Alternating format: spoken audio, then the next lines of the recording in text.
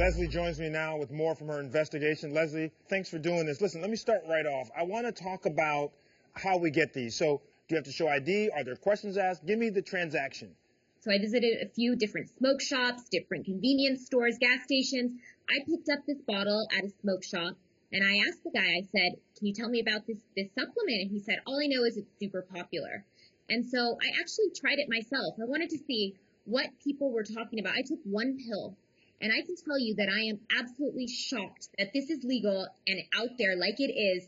It felt like a hardcore opioid a doctor would give you when you come out of a very major surgery.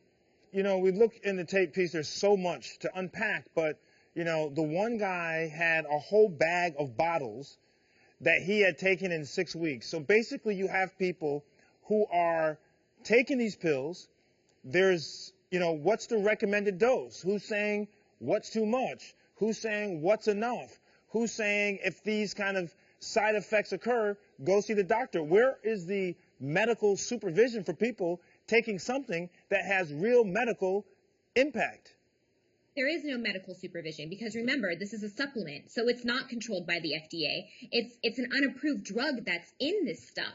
And so people are getting their information on social media, online. They're playing amateur chemists. They're trying to mix this stuff with other dangerous supplements like Phenibut to try to get the best high. Then you have other people who go to the gas station innocently. They're like, I want something for energy. I want something for stress relief. And the person behind the counter says, hey, try this. And then they get hooked because the people I spoke to weren't taking just one pill. They were taking handfuls of this stuff several times a day, and it has a very short half-life. So to maintain that feeling of euphoria, that feeling that people were telling me about, you have to keep taking this drug, and then your withdrawals are insane. You talk about the half-life, which of course for our viewers is it's measuring how fast the drug disappears from your system, and so you measure in terms of the half-life of the particular drug. And so it's a short one, which means that it wears off pretty quickly, so you got to re-up if you want to keep getting the effect that you're getting. But you look at the young man who died, he started off, he had migraines. They said, take this. You have stress, take this. So it's being marketed for almost anything. The mother I spoke to told me that that kid went to the gas station with the dad, and he had migraines. And the guy behind the counter said, try this, it helps with pain. And so he goes back to his room throughout the night, takes a couple more, a couple more. His sister finds him dead in the morning, an empty bottle by his side. And the coroner, they only found tianeptine in his blood. That was the only drug they found. Right. You know, I was saying when I was reading about this, I'd never heard of this before. People here in studio, on the crew, never heard of it. Why, number one, has this not been a bigger deal? And number two, what is making it so difficult to get this stuff off the market when you have so many cases of people having such negative impact, even death?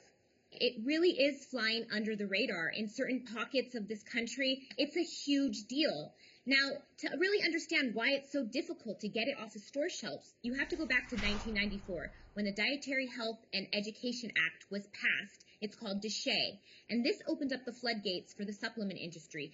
They don't have to hold themselves to the same standards as pharmaceutical drugs. The FDA only comes in when there's adverse effects, when there's misbranding of these drugs, and often those attempts are extremely futile. For example, 2 years ago, the FDA sent warning letters out to tianeptine manufacturers saying that they couldn't be selling this drug. And fast forward to today, and this stuff is still on the market. Why is there no enforcement behind you can't sell this drug? This is a behemoth industry. There are estimates that the supplement industry has 85,000 supplements. There is nobody to police this. It comes down really to the individual states. Michigan banned tianeptine. Alabama is trying to do the same thing. This process takes years. In the meantime, it's still available, and people are losing their lives because of this stuff.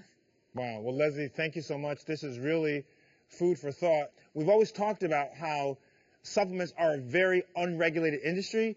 This is what we mean by it's dangerous to let a whole industry go unregulated, because you have this kind of carnage, this kind of addiction, and such an awful withdrawal. So thanks, as always, for your report.